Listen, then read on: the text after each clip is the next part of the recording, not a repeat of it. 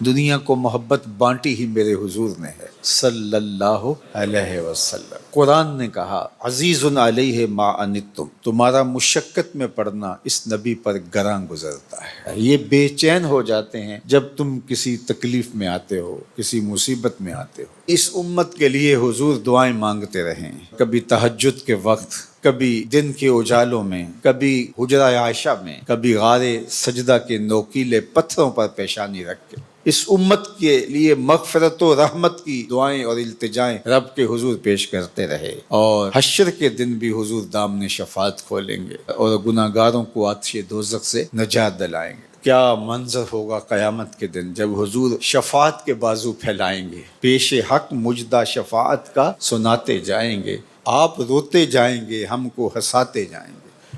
وسعتیں دی ہیں خدا نے دامن محبوب کو، جرم کھلتے جائیں گے اور وہ چھپاتے جائیں گے۔